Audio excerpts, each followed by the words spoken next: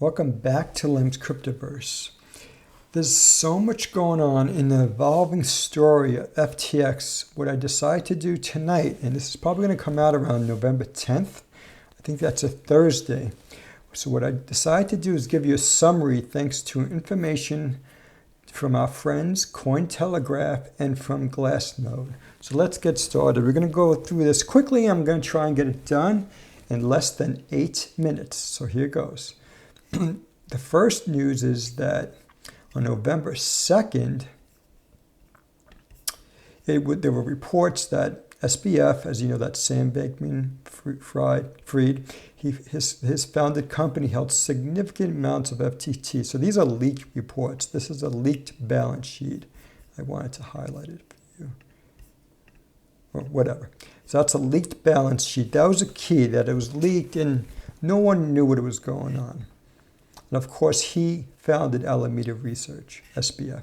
November 5th, trackers pick up significant amount of FTT movements to Binance. And this is coming from Whale Alert, and that's a Twitter account that tracks this stuff. And I'm going to show you later on, using Glassnode, I'm going to actually show you these movements. So that's November 5th. November 6th, Alameda, and this one's important. Alameda CEO explains a balance sheet. She tried to quell any panic, it says here, with a November 16 tweet. And remember, if it's not on Twitter, it didn't happen. And she said the balance sheet of Alameda doesn't reflect the whole story. I don't know. I did some research about Alameda Research, and it turns out they were doing some crazy shit, like a lot of this DeFi lending and you know, and like what happened with Celsius, that kind of stuff, you know, high rates. And of course, you don't get a high rate without taking risks. So maybe that's related to the problems at FTX. I don't know. But let's go to the next one. Again, November 6th, Binance CEO CZ said that he's going to liquidate his entire FTT holdings. Now remember, FTT is a utility holding, not the utility coin for FTX. So in order for you to get a discount when you're trading on FTX, you use FTT tokens. That's, you know, a way of getting a discount, and also a way of SBF getting you to use his coin. But I don't think FTT is a blockchain. I think it's just like a discount card. Basically, it's pretty simple. So basically here now, there's where was I going with this here? He was citing recent revelations that have come to light about the balance sheet. So remember earlier there was a leak, and now he's saying something. Remember, he's close with SBF, so he should know this. Next, November 6th, Alameda CEO, he offers to buy Binance's FTT holdings. And this is, I don't know if this is really important news, but basically they're trying to get, or trying to stop a liquidity issue from happening. Because remember, liquidity, the definition of liquidity is many. And one definition is that when you sell something, it could go down rapidly. So they were trying to prevent that type of liquidity issue. November 7th, the bank run begins. And I'm going to show you this. Also, there was sluggish withdrawals. So FTX users were having difficulty withdrawing their funds. But I'm also going to show you on Glassnode these movements, including the decline of a stablecoin. November 7th. And this where I think it gets really pretty bad. I think your shit's hitting the fan here, because it looks like SBF actually lied. On November 7th, he said, he fired off a bunch of tweets, and he says a competitor is trying to go after us with false rumors. FTX is fine, and assets are fine. As you know now, November 9th, November 10th, assets were not fine, so he lied. November 7th, this is afterwards, CZ refuses Alameda's over-the-counter deal. Respond to a question on Twitter. CZ signals his disinterest in taking up the deal earlier posed by Ellison to buy FTT's holdings, saying, I think I will stay with the free market. So CZ did not want to have anything to do with FTX, which is surprising because these two guys, SBF and CZ, know each other many, many years. So I don't know what happened with that friendship. November 8th. Excuse me. Just getting a drink. FTT's price in crypto markets start to waver. So here now we're starting to see the beginning of a sharp decline in FTT. Again, that's the utility token for the FTX centralized exchange. And of course, this started affecting everything else, including the price of Bitcoin and especially any coins that were funded or supported by FTX and Alameda Research. And of course, this includes Solana and Near Protocol, and the list goes on and on. November 8th, FTX faces a liquidity crunch and moves to sell the exchange to Binance.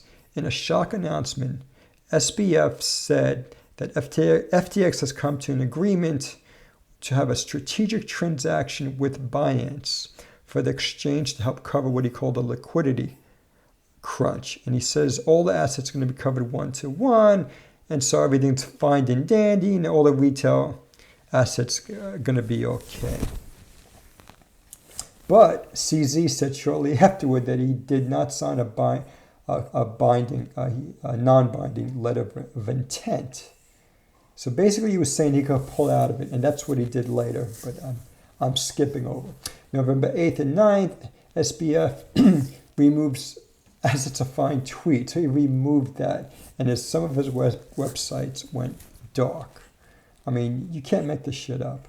November 9th, Binance officially backs out of that agreement. This is something Elon Musk would have loved to do with Twitter.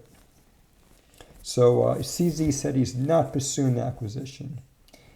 And November 9th, again, as I mentioned, there was November 8th, there was the beginning of a decline in the crypto market, but November 9th, it became a sea of red, where there was huge declines in crypto prices. I don't need to tell you, so I won't talk about that. I think we're all hurting here. November 9th, again, SBF reportedly tells investors he needs $8 billion in emergency funding. Now remember, he said earlier, just a few days ago, that quote-unquote, all assets were fine, there's no problem. Now it looks like he needs $8 billion in emergency funding. Like, what the F? And it says Bankman-Fried reportedly was seeking to raise up to $4 billion from investors. So I don't know, like, we don't even know how much this is. These are closed books. November 9th, FTC website urges people against depositing, because once they deposit, like the Roach Motel, once you get in, you can't get out. And lastly, it's not on this page, it's some recent news as of now that Justin Sun, who's a founder of Tron, said he said he's working on a solution for FTX. But he didn't provide any details. So you know what? Like, this is so many vague tweets. Like, that's the problem with crypto. I hate to say, the problem is that these are not public companies, so you don't get these SEC 8Ks where you have these really nice, finely written articles and comments by the legal teams. You just have these guys tweeting one or two sentences, and then some of them like a try to or delete it. Like SBF tried to delete his comment earlier when he said that his fund, his FTX, was fine. So let me continue. So because of that, over 7 days, you could see in CoinMarketCap, FTX is down 91%, Solana's down 53%, Arweave, which is used as a storage vendor for some of these layer ones like Solana, is also down sharply. And so is Aptos. I believe Aptos is supported by Alameda Research. And the list goes on and on. But now I wanted to show you something else. I wanted to show you this here. This is from Glassnode. And here you could actually see, let me go to the first one. You can see the flows. So here, what you've got is, it says over the last year since the market's all-time high, Ethereum wallets associated with Alameda Research have interacted with two entities. In other words, I'll read it to you in plain English. Basically, Alameda only interacted or worked with FTX and Binance. So I don't know if Binance is also part of what could be a potential illegal activity, but it's just strange that Alameda Research was having all these flows with FTX and Binance. Like FTX is like Alameda is somewhat owned. I don't know if it's 50% owned or 80% owned, but they're both owned by Sam Bankman-Fried. But remember, venture capitalists have come in to FTX and have given it many funding rounds. As a matter of fact, they valued the company in the latest funding round in February, I believe, at $32 billion. So that means that Sam Bankman-Fried at FTX has a fiduciary duty to those venture capitalists. So that's the issue here. So why is Alameda given 90% of its outflows to FTX? So let's go to the next one. Now here, these are inflows to FTX, and you can see that there's been billions and billions of dollars worth, $49+ billion of inflows since only November 2021 into FTX. As you know, most of that came from Alameda. That is crazy. Now we're looking at flows out of FTX into Alameda. So now we're going the other way. And it looks like FTX sent Alameda over $7 billion.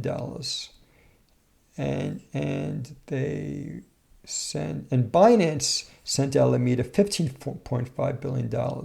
So I have so many questions here. Number one, why is it FTX and Binance doing this, and why is Alameda doing the opposite? But more importantly, why is Binance so involved and not other centralized exchanges? Like, I don't get this. Like, there, as far as I know it, there is no ownership interest of FTX and Alameda Research by Binance. So why is Binance so involved?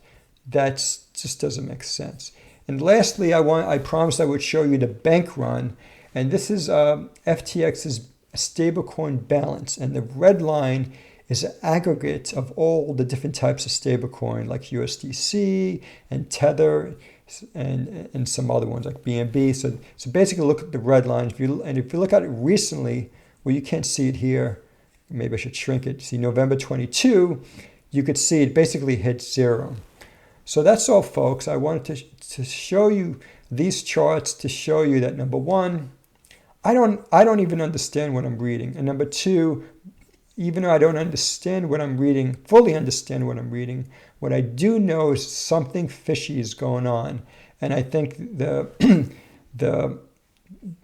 light is going to reveal, the light of revealing the books of the balance sheet is going to also reveal what could be some impropriety or maybe some illegal activity. My guess, if I had to guess on what's going on, one part of it is leverage, because leverage always screws people. I'm guessing that these companies altogether use a huge amount of leverage. And for example, I mean, there's different ways they use leverage. I'll just give you one example. They could have taken loans out, leverage loan like huge loans, like a 10-to-1, basically based on or supported by the collateral of FTT. So FTT could have been used as collateral, even though FTT could have basically vaporized the way Terra Luna could, right? And why, like, if they want to take a loan, why not take a loan on dollars or Bitcoin? Why does it have to be FTT? Well, it's FTT because, you know, it's Alameda's bread and butter. It's their native, Alameda FTX's native token. So, like, they were trying to keep that price high so they could use it as collateral. So that's all, folks. I hope you found this useful. And yeah, I broke my 8-minute deadline. I think I'm up to 15 minutes. Have a good time and good night. Bye-bye.